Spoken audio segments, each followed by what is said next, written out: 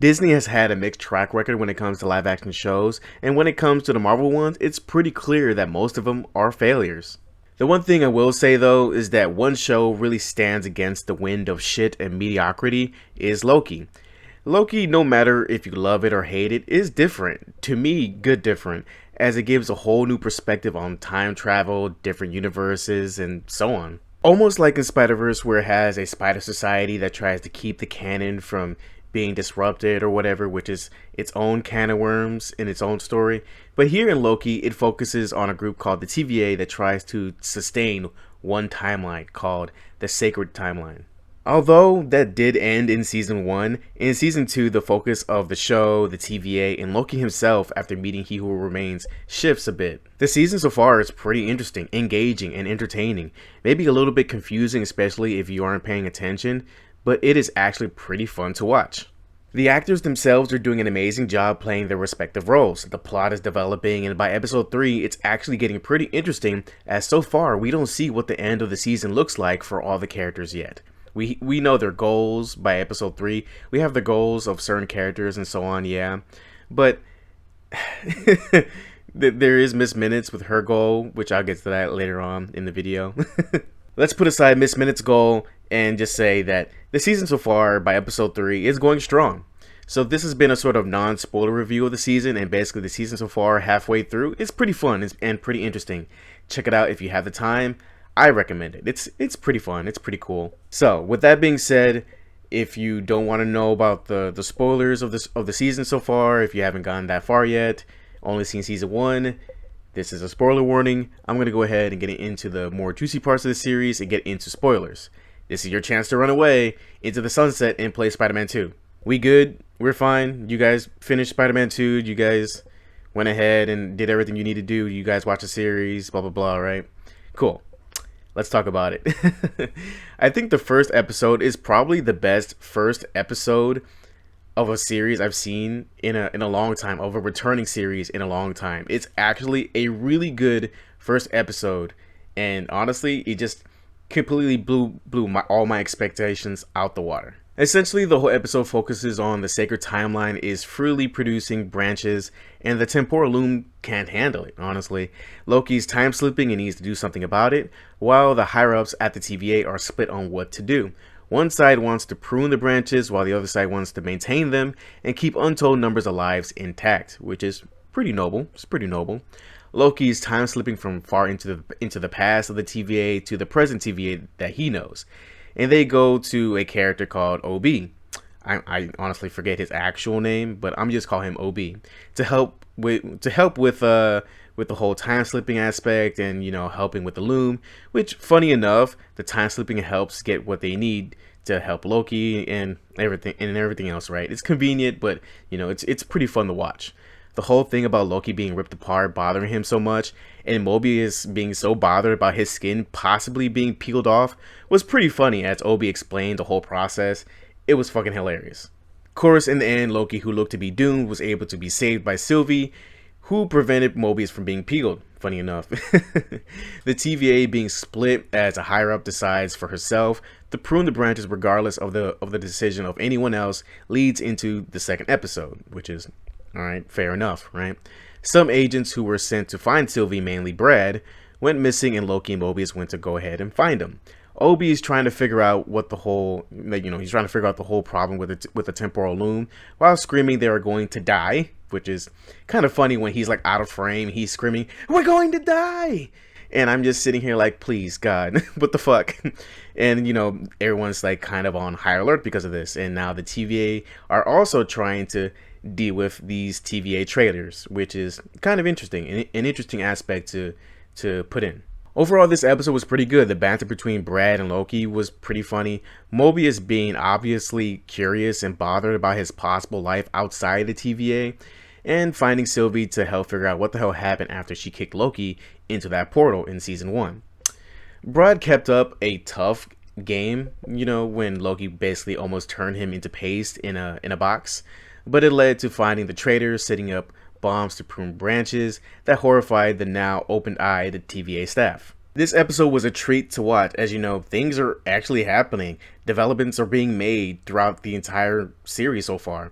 The main issue now is just the temporal loom being unable to handle so many branches. Sylvie being upset with the TVA, thinking they can't do shit, and just leaves, which is fair, I guess. But now everyone can focus on this growing problem. This bridges into the third episode as Obi is trying his best to upgrade the loom so it can handle all the branches. But there is a new issue now, right? The door that leads towards the loom won't open. You know, the blast doors in the first episode that make sure all the time energy that doesn't destroy the TVA, yeah, that shit isn't working right. So this brings a new problem, which is keeping them from solving the old, like, primary problem, right? Since He Who Remains is dead and Miss Minutes has gone rogue, they need to find her. We then see Renslayer, who meets up with Miss Minutes, who is pretty vague about the plans of He Who Remains set up before he died, which is really fair. It's fair, right? It's true. But this episode focused on a variant of He Who Remains, a man who uses tricks to display his ideas because the technology of his time can't make his ideas a reality, which sort of echoes Tony Stark's dad's message to Tony on how his tech was holding him back, which was really interesting. At first, Loki and Mobius needed to find Miss Minutes, but it transformed into getting the variant of He Who Remains that can help open the blast doors with just his aura. Renslayer and Miss Minutes needs this variant to complete the plan He Who Remains gave to Miss Minutes. So when Sylvie comes along to try and kill the variant, this surprised literally everyone, right? Since Sylvie was just complaining about the TVA being useless and is now actively trying to kill the being that can actually help them out the most. This is where Sylvie started to annoy the shit out of me. She actively was trying to kill this He Who Remains variant, which was pretty much on some psycho shit. And when she was questioned if she would try to kill every one of the variants, she said she will. So yeah, like, this is already like crazy as hell. She's already killed the main man himself, but would go ahead and hunt down a bunch of his variants. And for the most part, these variants are innocent men. It's crazy. And, you know, a lot of people just, a lot of, like, you know, of Loki's points were just like, you know, this shit just doesn't make any sense, bro. And good enough on them that they mended this sort of thing in the same episode where she realizes that she is or was on some psycho shit. Anyways, Miss Minutes and Renslayer escape with the He Who Remains variant, and obviously he likes Renslayer. Miss Minutes is jealous of this, and you can tell that there is some tension between the two for the variant's attention. Although close, the variant does choose Miss Minutes because the whole setting is in the 1800s, and he chooses this interesting AI like woman thing instead of the actual woman, which is kind of funny. It's kind of funny when you really think about it. But, you know, they go ahead and throw Renslayer off the boat, and they go to his lab, and this is where things get weird, but really funny. Miss Minutes was sort of passively aggressively telling the variant of He Who Remains she was with him since the beginning, and she was there for everything, helping him with everything. But you can tell she was tiptoeing around the subject she was coming to, which is basically why didn't he give her a real body. God bless this variant's soul. I bet he didn't expect an AI clock to basically say that she wants his dick when he woke up that day. All jokes aside, Sylvie comes to her senses, like I said before, and lets the variant Loki and Mobius go, and surprisingly leaves Renslayer alive for her and Miss Minutes to sort of join forces again to spite He Who Remains, and that's where the episode ends. This season has been honestly eventful. Unlike Ahsoka, where things progressed a bit slowly, tons of new problems and solutions appear to help further the plot here.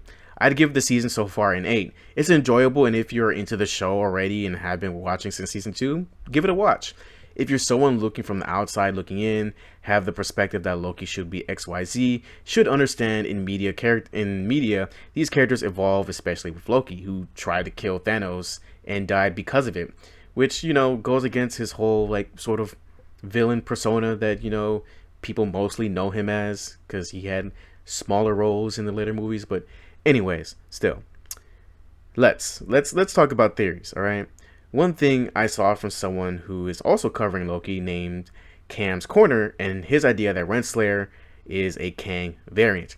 This would be interesting. Although I do think that if this is the case, it wouldn't hit as hard since we already have a gender-flipped variant of a notable character in the show. but hell, I'm welcome to the idea.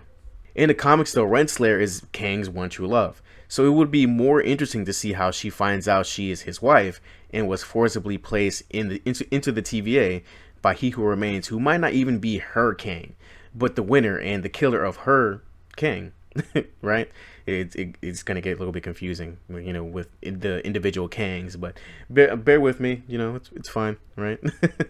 It would be interesting if the Kang from Ant-Man was her Kang instead. Another thing would be is if she is Kang's wife, why can't she remember? Using her to help bridge how he who remains erases memories could be really cool. In the end, I think Renslayer's goal to either take Kang's place or destroy the TVA and make it in her image could be really interesting to watch as Loki tries to stop her by any means. Anyways, thank you. Thank you everyone for watching the video, and well, that's it, everyone. My mid-season review. Hopefully you all enjoyed the content. Like, comment, subscribe, and tell me what you think about the series so far. Like, honestly, I'm enjoying the series. I'm actually enjoying progression in a Marvel series. Crazy enough. Crazy, right? But be safe, stay healthy mentally, emotionally, and physically, everyone. Be smart. Don't take any crazy risks, my friends. And see you guys soon. Later.